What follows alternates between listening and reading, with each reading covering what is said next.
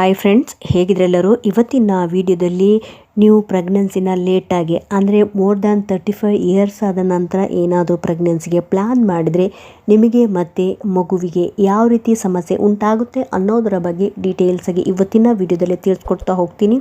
So ಹಾಗಾಗಿ ಯಾರೆಲ್ಲ ಇದುವರೆಗೆ ನನ್ನ ಚಾನಲ್ನ ಸಬ್ಸ್ಕ್ರೈಬ್ ಮಾಡಿಲ್ಲ, ಪ್ಲೀಸ್ ಸಬ್ಸ್ಕ್ರೈಬ್ ಮಾಡ್ಕೊಳ್ಳಿ, ಪಕ್ಕದಲ್ಲೂ ಬೆಲ್ಲೈಕನ್ನು ಕೂಡ ಕ್ಲಿಕ್ ಮಾಡ್ಕೊಳ್ಳಿ. ಸಾಮಾನ್ಯವಾಗಿ ಕೆಲವರಲ್ಲಿ 35 ವರ್ಷದ ನಂತರ ಗರ್ಭಧಾರಣೆಯು ತಾಯಿ ಮತ್ತು ಹುಟ್ಟಲಿರುವ ಮಗುವಿನ ಮೇಲೆ ಪರಿಣಾಮ ಉಂಟು ಮಾಡಬಹುದು.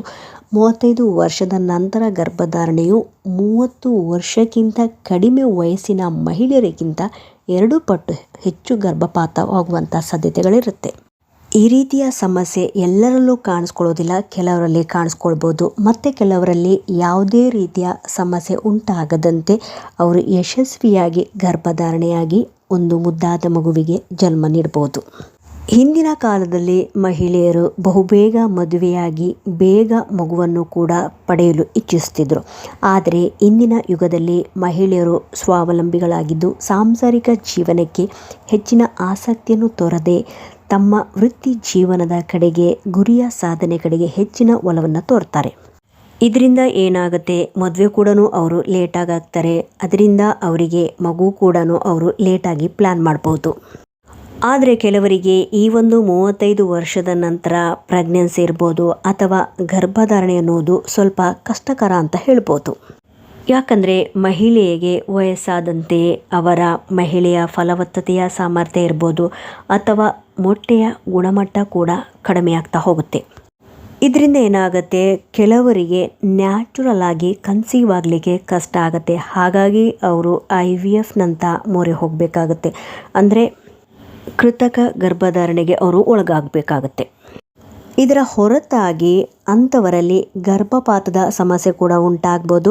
ಮತ್ತೊಂದೆಡೆ ಮಗು ಹುಟ್ಟಿದರೆ ಬಾಲ್ಯದಲ್ಲಿಯೇ ಮಗು ಕೆಲವು ರೋಗಗಳಿಗೆ ತುತ್ತಾಗುವಂಥ ಸಾಧ್ಯತೆಗಳಿರ್ತವೆ. ಸೊ ಹಾಗಾಗಿ ವೈದ್ಯರ ಪ್ರಕಾರ 35 ವರ್ಷದ ನಂತರ ಮಹಿಳೆಯರು ಗರ್ಭಿಣಿಯಾಗುವ ಸಾಧ್ಯತೆ ಕೇವಲ 15ರಿಂದ 30% ಮಾತ್ರ ಇರುತ್ತೆ. ಮಹಿಳೆಯು ಗರ್ಭಿಣಿಯಾಗಿದ್ದರೂ ಸಹ ಮಗುವಿಗೆ ಆನುವಂಶಿಕ ಕಾಯಿಲೆಯ ಅಪಾಯವಿರಬಹುದು. ಸೊ ಹಾಗಾಗಿ ನೀವು ಒಂದು ವೇಳೆ ಪ್ರೆಗ್ನೆನ್ಸಿಗೆ ಪ್ಲ್ಯಾನ್ ಮಾಡಿದರೆ ಆದಷ್ಟು 35 ವರ್ಷದ ಒಳಗೆ ಪ್ಲ್ಯಾನ್ ಮಾಡಿದರೆ ತುಂಬಾ ಒಳ್ಳೆಯದು. ಇವಾಗ ಒಂದು ವೇಳೆ ನೀವೇನಾದರೂ 35 ವರ್ಷದ ನಂತರ ಏನಾದರೂ ಪ್ಲ್ಯಾನ್ ಮಾಡಿದರೆ ಯಾವೆಲ್ಲ ಸಮಸ್ಯೆ ಎದುರಿಸಬೇಕು, ಒಂದು ವೇಳೆ ನೀವು ಪ್ರೆಗ್ನೆಂಟ್ ಆದರೆ ಅಂತ ಹೇಳಿದರೆ ಗರ್ಭಪಾತವೆಂಬ ಸಮಸ್ಯೆ ಉಂಟಾಗ್ಬೋದು. ಗೆಸ್ಟೇಷನಲ್ ಡಯಾಬಿಟೀಸ್ ಅಂತ ಹೇಳ್ತೀವಿ, ಅಂದರೆ ಗರ್ಭಧಾರಣೆ ಮಧುಮೇಹ, ಈ ಒಂದು ಸಮಸ್ಯೆ ಕೂಡ ಉಂಟಾಗುತ್ತೆ. ಹೈ ಬ್ಲಡ್ ಪ್ರೆಷರ್ ಅಂದರೆ ಅಧಿಕ ರಕ್ತದೊತ್ತಡದ ಸಮಸ್ಯೆ ಉಂಟಾಗ್ಬೋದು. ಆನುವಂಶಿಕ ಸಮಸ್ಯೆ ಕಾಣಿಸ್ಕೊಳ್ಬೋದು. ಮತ್ತು ಕೆಲವರಿಗೆ ಸಿಸೇರಿಯನ್ ಸೆಕ್ಷನನ್ನು ಕೂಡ ಚೂಸ್ ಮಾಡ್ಬೋದು. ಅಂದರೆ ನೀವು 35 ವರ್ಷದ ನಂತರ ನೀವೇನಾದರೂ ಪ್ಲ್ಯಾನ್ ಮಾಡಿದರೆ ಅಂಥವರಿಗೆ ನಾರ್ಮಲ್ ಡೆಲಿವರಿ ಕಷ್ಟ ಆಗಿ ಆಪ್ರೇಷನ್ ಮಾಡಿನೇ ಮಗು ತೆಗೆಯುವಂಥ ಪರಿಸ್ಥಿತಿ ಉಂಟಾಗ್ಬೋದು. ವಯಸ್ಸಾಗ್ತಾ ಹೋದಂಗೆ ಬೊಜ್ಜಿನ ಸಮಸ್ಯೆ ಕೂಡ ಕಾಣ್ಬೋದು. ಅವಧಿಗೆ ಮುಂಚೆನೂ ಕೆಲವರು ಡೆಲಿವರಿ ಆಗ್ಬೋದು. ನೆಕ್ಸ್ಟ್ ಸಮಸ್ಯೆ ಏನಾಗ್ಬೋದು ಅಂತ ಹೇಳಿದರೆ ಮಗು ಹುಟ್ಟುವಂಥ ಸಂದರ್ಭದಲ್ಲಿ ಲೋ ಬರ್ತ್ ವೇಟ್ ಇರ್ಬೋದು. ನೆಕ್ಸ್ಟು ಪ್ಲಾಸೆಂಟಾ ಪ್ರೀವಿಯಾ ಎಂಬ ಸಮಸ್ಯೆ ಉಂಟಾಗ್ಬೋದು. ಇದರಲ್ಲಿ ಸಾಮಾನ್ಯವಾಗಿ ಏನಾಗುತ್ತೆ ಅಂತ ಹೇಳಿದರೆ ಪ್ಲಾಸೆಂಟಾ ಅಂದರೆ ಕನ್ನಡದಲ್ಲಿ ಅದನ್ನು ಕಸ ಅಂತ ಕೂಡ ಕರಿತೀವಿ, ಜರಾಯು ಅಂತ ಕೂಡ ಕರಿತೀವಿ. ಇದೇನಾಗುತ್ತೆ ಅಂತ ಹೇಳಿದರೆ ನಿಮ್ಮ ಗರ್ಭಕಂಠ ಇರುತ್ತಂದ್ರೆ ಅಲ್ವಾ, ಎಲ್ಲಿ ಮಗು ಹೊರಗಡೆ ಬರುತ್ತೆ ಆ ಒಂದು ಜಾಗದ ಹತ್ತಿರ ಕೆಲವರಿಗೆ ಅದು ಕಂಪ್ಲೀಟಾಗಿ ಕವರ್ ಆಗಿರುತ್ತೆ, ಇನ್ನು ಕೆಲವರಿಗೆ ಅದರ ಹತ್ತಿರ ಇರುವಂಥದ್ದು. ಇದರಲ್ಲಿ ಕೆಲವು ಟೈಪ್ಸ್ಗಳಿರ್ತವೆ, ಅದನ್ನು ನಾನು ಮುಂದಿನ ವಿಡಿಯೋದಲ್ಲಿ ಡೀಟೇಲ್ಸಾಗಿ ತಿಳಿಸ್ಕೊಡ್ತಾ ಹೋಗ್ತೀನಿ. ಈ ರೀತಿ ಈ ಒಂದು ಪ್ಲಾಸೆಂಟಾ ಇದೆ ಅಲ್ವಾ, ಅದು ನಿಮ್ಮ ಗರ್ಭಕಂಠಕ್ಕೆ ಕಂಪ್ಲೀಟಾಗಿ ಕವರ್ ಆಗಿ ಹೋದರೆ ನಿಮಗೆ ನಾರ್ಮಲ್ ಡೆಲಿವರಿ ಆಗಲಿಕ್ಕೆ ಕಷ್ಟ ಆಗುತ್ತೆ. ಥೈರಾಯ್ಡ್ನ ಸಮಸ್ಯೆ ಉಂಟಾಗ್ಬೋದು. ಮತ್ತು ಕೆಲವರಿಗೆ ನಾರ್ಮಲ್ ಡೆಲಿವರಿ ಒಂದು ವೇಳೆ ಮಾಡುವಂಥ ಸಂದರ್ಭದಲ್ಲಿ ತುಂಬಾ ಕಷ್ಟ ಆಗುತ್ತೆ. ಮತ್ತು ಕೆಲವರಿಗೆ ಏನಾಗುತ್ತೆ, ನಾರ್ಮಲ್ ಡೆಲಿವರಿ ಮಾಡೋಕ್ಕಾಗದೆ ಸೆಕ್ಷನನ್ನು ಚೂಸ್ ಮಾಡ್ಬೋದು. ಮತ್ತು ಕೆಲವರಲ್ಲಿ ರಕ್ತ ಹೆಪ್ಪುಗಟ್ಟುವಿಕೆಯ ಸಮಸ್ಯೆ ಉಂಟಾಗ್ಬೋದು. ಮಲ್ಟಿಪಲ್ ಪ್ರೆಗ್ನೆನ್ಸಿ ಅಂದರೆ ಕೆಲವರಲ್ಲಿ ಟ್ವಿನ್ಸ್ ಬೇಬಿ ಕೂಡ ಆಗ್ಬೋದು, ಅಂದರೆ ಒಂದಕ್ಕಿಂತ 2 ಮಕ್ಕಳು ಅವರಲ್ಲಿ ಆಗ್ಬೋದು. ಮೂಡಲ್ಲೂ ಕೂಡ ತುಂಬ ವೇರಿಯೇಷನ್ ಆಗ್ಬೋದು. ಕೆಲವರು ಡಿಪ್ರೆಷನಿಗೂ ಕೂಡ ಹೋಗ್ಬೋದು. ಈ ಒಂದು ಸಂದರ್ಭದಲ್ಲಿ ನ್ಯೂಟ್ರಿಷನಲ್ ಡಿಫಿಷಿಯನ್ಸಿ ಕೂಡ ಕಾಣಿಸ್ಕೊಳ್ಬೋದು. ಮತ್ತು ಕೆಲವರಿಗೆ ಈ ಒಂದು ನಾರ್ಮಲ್ ಡೆಲಿವರಿ ಆಗುವಂಥ ಸಂದರ್ಭದಲ್ಲಿ ತುಂಬಾ ಬ್ಲೀಡಿಂಗ್ ಹೋಗ್ಬೋದು. ಸೊ ಹಾಗಾಗಿ ನೀವು ಒಂದು ವೇಳೆ ಪ್ರೆಗ್ನೆನ್ಸಿಗೆ ಪ್ಲ್ಯಾನ್ ಮಾಡೋದಾದರೆ ಆದಷ್ಟು 35 ಇಯರ್ಸ್ನ ಒಳಗೆ ಮಾಡಿದರೆ ತುಂಬಾ ಒಳ್ಳೆಯದು. ಹಾಗಂತ ಹೇಳಿ 35 ವರ್ಷದ ನಂತರ ಒಂದು ವೇಳೆ ನೀವು ಪ್ರೆಗ್ನೆನ್ಸಿಗೆ ಪ್ಲ್ಯಾನ್ ಮಾಡಿದರೆ ನಿಮಗೆ ಮಕ್ಕಳಾಗೋದಿಲ್ಲ ಅಥವಾ ಎಲ್ಲರಿಗೂ ಕಷ್ಟ ಆಗುತ್ತೆ ಅಥವಾ ಎಲ್ಲರಿಗೂ ಸಮಸ್ಯೆ ಉಂಟಾಗುತ್ತೆ ಅಂಥೇಳಿ ಅರ್ಥ ಅಲ್ಲ. ನೀವು ಮುಂಚೆ ಆದಷ್ಟು ಬೇಗ ಪ್ಲ್ಯಾನ್ ಮಾಡಿದರೆ ತುಂಬಾ ಒಳ್ಳೆಯದು. ಕೆಲವರಿಗೆ ಈ ರೀತಿಯ ಸಮಸ್ಯೆ ಕಾಣಿಸಿಕೊಳ್ಳುವಂಥ ಸಾಧ್ಯತೆಗಳಿರ್ತವೆ. ಇವಾಗ ತಾಯಿಗೆ ಆಯಿತು, ಮಗುವಿಗೆ ಏನೆಲ್ಲ ಸಮಸ್ಯೆ ಉಂಟಾಗ್ಬೋದು ಒಂದು ವೇಳೆ ನೀವು 35 ವರ್ಷದ ನಂತರ ಪ್ಲ್ಯಾನ್ ಮಾಡಿದರೆ ಅಂತ ಹೇಳಿದರೆ, ಮಗುವಿಗೆ ಕೆಲವು ಕಾಯಿಲೆಗಳ ಅಪಾಯವಿರ್ಬೋದು. ಅದರಲ್ಲಿ ಮೊದಲನೇದಾಗಿ ಟೈಪ್ 1 ಮಧುಮೇಹ ಅಂತ ಹೇಳ್ತೀವಿ, ಅಂದರೆ ಟೈಪ್ 1 ಡಯಾಬಿಟೀಸ್ ಅಂತ ಹೇಳ್ತೀವಿ. ಈ ರೀತಿಯ ಸಮಸ್ಯೆ ಉಂಟಾಗ್ಬೋದು.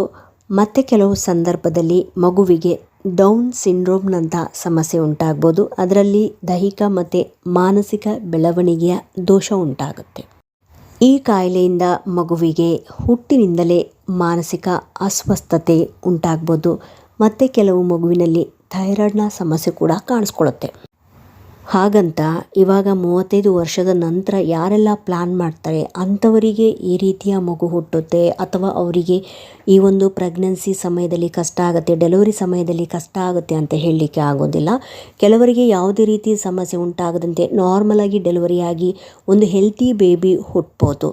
ಕೆಲವರಿಗೆ ಈ ರೀತಿಯ ಸಮಸ್ಯೆ ಉಂಟಾಗ್ಬೋದು. ಸೊ ಹಾಗಾಗಿ ನೀವು ಆದಷ್ಟು ಬೇಗ ಪ್ಲ್ಯಾನ್ ಮಾಡಿದರೆ ನಿಮಗೆ ಮತ್ತು ನಿಮ್ಮ ಗರ್ಭದಲ್ಲಿ ಬೆಳೆಯುವ ಮಗುವಿಗೆ ಯಾವುದೇ ರೀತಿ ಸಮಸ್ಯೆ ಉಂಟಾಗದಂತೆ ನಿಮ್ಮ ಈ ಒಂದು ಪ್ರೆಗ್ನೆನ್ಸಿ ಜರ್ನಿ ಸ್ಮೂತಾಗಿ ಕಂಟಿನ್ಯೂ ಆಗಿ ನಾರ್ಮಲ್ ಡೆಲಿವರಿ ಆಗುವಂಥ ಸಾಧ್ಯತೆ ತುಂಬ ಜಾಸ್ತಿ ಇರೋದರಿಂದ ಆದಷ್ಟು ಬೇಗ ಪ್ಲ್ಯಾನ್ ಮಾಡಿದರೆ ತುಂಬಾ ಒಳ್ಳೆಯದು. ಇವಾಗ ನೀವು ಒಂದು ವೇಳೆ 35 ವರ್ಷದ ನಂತರ ನೀವು ಪ್ರೆಗ್ನೆನ್ಸಿಗೆ ಪ್ಲ್ಯಾನ್ ಮಾಡಿದ್ರೆ ಯಾವೆಲ್ಲ ಅಂಶಗಳನ್ನು ನೀವು ಫಾಲೋ ಮಾಡಬೇಕು ಅಂತ ಹೇಳಿದರೆ, ನಿಮ್ಮ ಜೀವನ ಶೈಲಿಯಲ್ಲಿ ನೀವು ಬದಲಾವಣೆ ಮಾಡ್ಕೋಬೇಕಾಗತ್ತೆ. ಆರೋಗ್ಯಕರವಾದ ಆಹಾರವನ್ನು ಸೇವಿಸಬೇಕಾಗತ್ತೆ. ಜಾಸ್ತಿ ವೆಜಿಟೇಬಲ್ ಇರ್ಬೋದು, ಫ್ರೂಟ್ಸನ್ನು ನೀವು ಸೇವಿಸಬೇಕಾಗತ್ತೆ. ಸಾಕಾಗುವಷ್ಟು ನಿದ್ದೆಯನ್ನು ನೀವು ಮಾಡಬೇಕಾಗತ್ತೆ. ಆದಷ್ಟು ಮಾನಸಿಕ ಒತ್ತಡದಿಂದ ದೂರ ಇರಬೇಕಾಗತ್ತೆ. ಪಾಸಿಟಿವ್ ಆಗಿ ಥಿಂಕ್ ಮಾಡಬೇಕಾಗತ್ತೆ. ರೆಗ್ಯುಲರ್ ಎಕ್ಸಸೈಸ್ ಇರ್ಬೋದು, ಯೋಗ, ಮೆಡಿಟೇಷನ್, ಸಂಜೆ ಹೊತ್ತು ವಾಕಿಂಗ್ ಹೋಗೋದು, ಇವುಗಳನ್ನು ನೀವು ಅಭ್ಯಾಸ ಮಾಡ್ಕೋಬೇಕಾಗತ್ತೆ. ಕಾಫಿಯನ್ನು ಆದಷ್ಟು ಕಡಿಮೆ ಮಾಡಬೇಕಾಗತ್ತೆ. ನೀರನ್ನು ಜಾಸ್ತಿ ಕುಡಿಬೇಕಾಗತ್ತೆ. ಒಂದು ವೇಳೆ ನಿಮಗೆ ಬ್ಯಾಡ್ ಹ್ಯಾಬಿಟ್ಸ್ ಲೈಕ್ ಮದ್ಯಪಾನ, ಧೂಮಪಾನ ಈ ರೀತಿಯ ಅಭ್ಯಾಸಗಳಿದ್ದರೆ ಅವುಗಳನ್ನು ನೀವು ಬಿಟ್ಬಿಡಬೇಕಾಗತ್ತೆ. ನಿಮಗೆ ಓಕೆ ಅನಿಸಿದರೆ ನೀವು ಪ್ರೆಗ್ನೆನ್ಸಿಗೆ ಪ್ಲ್ಯಾನ್ ಮಾಡೋಕ್ಕಿಂತ ಮುಂಚೆನೇ ಒಮ್ಮೆ ಡಾಕ್ಟ್ರನ್ನ ಕನ್ಸಲ್ಟ್ ಮಾಡಿ ಬೇಸಿಕ್ ಟೆಸ್ಟ್ಗಳನ್ನು ಮಾಡಿ ಎಲ್ಲವೂ ಸರಿ ಇದೆಯಾ ಅಂತ ಹೇಳಿ ನೀವು ಒಮ್ಮೆ ಟೆಸ್ಟ್ ಮಾಡಿದ ನಂತರನೂ ಕೂಡ ಪ್ರೆಗ್ನೆನ್ಸಿಗೆ ಪ್ಲ್ಯಾನ್ ಮಾಡಿದರೆ ಕನ್ಸೀವ್ ಆಗುವ ಚಾನ್ಸಸ್ ತುಂಬಾ ಹೈ ಇರುತ್ತೆ. ಮುಂದೇನಾದರೂ ಉಂಟಾಗುವ ಅಪಾಯದಿಂದನೂ ಕೂಡ ನೀವು ದೂರ ಇರ್ಬೋದು. ನೆಕ್ಸ್ಟ್, ಪ್ರೆಗ್ನೆನ್ಸಿ ಪ್ಲ್ಯಾನ್ ಮಾಡುವ 3 ತಿಂಗಳ ಮುಂಚೆ ನೀವು ಫೋಲಿಕ್ ಆ್ಯಸಿಡ್ ಟ್ಯಾಬ್ಲೆಟ್ಸನ್ನು ತೊಗೊಂಡ್ರೆ ವಿತ್ ಡಾಕ್ಟರ್ ಅಡ್ವೈಸು ನಿಮ್ಮ ಗರ್ಭದಲ್ಲಿ ಹುಟ್ಟುವ ಮಗುವಿಗೆ ಮುಂದೆ ಯಾವುದೇ ರೀತಿಯ ಜನ್ಮದೋಷ ಸಮಸ್ಯೆ ಉಂಟಾಗದಂತೆ ತಡೆಯುತ್ತೆ. ಸೊ ಹಾಗಾಗಿ ಈ ಒಂದು ಫೋಲಿಕ್ ಆ್ಯಸಿಡ್ ಟ್ಯಾಬ್ಲೆಟ್ಸನ್ನು ನೀವು ಪ್ರೆಗ್ನೆನ್ಸಿ ಪ್ಲ್ಯಾನ್ ಮಾಡೋಕ್ಕಿಂತ ಮುಂಚೆನೇ ತೊಗೊಂಡ್ರೆ ಇದರ ಪೂರ್ಣ ಬೆನಿಫಿಟ್ಸು ನಿಮ್ಮ ಗರ್ಭದಲ್ಲಿ ಬೆಳೆಯುವ ಮಗು ಪಡೆದುಕೊಳ್ಳುತ್ತೆ. ಸೊ ಹಾಗಾಗಿ ನೀವು ಒಂದು ವೇಳೆ ಪ್ರೆಗ್ನೆನ್ಸಿಗೆ ಪ್ಲ್ಯಾನ್ ಮಾಡುವಂಥ ಏನಾದರೂ ಪ್ಲ್ಯಾನಿಂಗಲ್ಲಿದ್ದರೆ ಆದಷ್ಟು ಬೇಗ ಪ್ಲ್ಯಾನ್ ಮಾಡಿದರೆ ತುಂಬಾ ಒಳ್ಳೆಯದು ಅಂತ ಹೇಳ್ಬೋದು. ಹಾಗಾಗಿ ನಿಮಗೆ ಮೋರ್ ದ್ಯಾನ್ 35 ಇಯರ್ಸ್ ಆದ್ರೂ ಕೂಡ ಕನ್ಸೀವ್ ಆಗುವ ಚಾನ್ಸಸ್ ಇರುತ್ತೆ. ಅದ್ರ ಬಗ್ಗೆ ನೀವು ತಲೆ ಕೆಡಿಸ್ಕೊಳ್ಳುವಂಥ ಅಗತ್ಯವಿಲ್ಲ. ಒಂದು ವೇಳೆ ನಿಮಗೆ ಸಮಸ್ಯೆ ಇದೆ ಅಥವಾ ಕನ್ಸೀವ್ ಆಗೋಕ್ಕೆ ಆಗ್ತಾ ಇಲ್ಲ, ಕಷ್ಟ ಆಗ್ತಾ ಇದೆ ಅಥವಾ ನಿಮಗೆ ಏನಾದರೂ ಕೆಲವು ಡೌಟ್ಸ್ಗಳಿದ್ದರೆ ನೀವು ಡಾಕ್ಟ್ರನ್ನ ಕನ್ಸಲ್ಟ್ ಮಾಡಿ ವಿಚಾರಿಸಿ ನಿಮ್ಮ ಡೌಟನ್ನು ಕ್ಲಿಯರ್ ಮಾಡಿಕೊಂಡ್ರೆ ನಿಮಗೆ ಮುಂದೆ ಯಾವ ರೀತಿ ಸ್ಟೆಪ್ ತೊಗೊಳ್ಕೊಳ್ಬೇಕು ಅಂತೇಳಿ ಗೊತ್ತಾಗುತ್ತೆ. ಸೊ ಹಾಗಾಗಿ ನಿಮ್ಗೆ ಏನಾದರೂ ಸಮಸ್ಯೆ ಇದೆ ಅಂತ ಹೇಳಿದ್ರೆ ಅಗತ್ಯವಾಗಿ ಡಾಕ್ಟ್ರನ್ನ ಕನ್ಸಲ್ಟ್ ಮಾಡಿ ಅದನ್ನು ಕ್ಲಿಯರ್ ಮಾಡಿದ ನಂತರ ಪ್ರೆಗ್ನೆನ್ಸಿಗೆ ಪ್ಲ್ಯಾನ್ ಮಾಡಿದರೆ ತುಂಬಾ ಒಳ್ಳೆಯದು. ಹಾಗಾಗಿ 35 ವರ್ಷದ ನಂತರ ನೀವು ಮಗುವಿಗೆ ಪ್ಲ್ಯಾನ್ ಮಾಡಿದ್ರೆ ಎಲ್ಲರಿಗೂ ಸಮಸ್ಯೆ ಉಂಟಾಗುತ್ತೆ ಅಂತ ಹೇಳಿ ಅರ್ಥ ಅಲ್ಲ, ಅಥವಾ ನಿಮ್ಮ ಗರ್ಭದಲ್ಲಿ ಬೆಳೆಯುವ ಮಗುವಿಗಾಗಲಿ ಹುಟ್ಟುವ ಮಗುವಿಗಾಗಲಿ ಸಮಸ್ಯೆ ಉಂಟಾಗುತ್ತೆ ಅಂತೇಳಿ ಅರ್ಥ ಅಲ್ಲ. ಆದಷ್ಟು ಬೇಗ ಪ್ಲ್ಯಾನ್ ಮಾಡಿದರೆ ಈ ಸಮಸ್ಯೆಯ ಪ್ರಮಾಣ ಕಡಿಮೆ ಆಗುತ್ತೆ ಅಂತ ಹೇಳಿ ಅರ್ಥ ಅಷ್ಟೇ.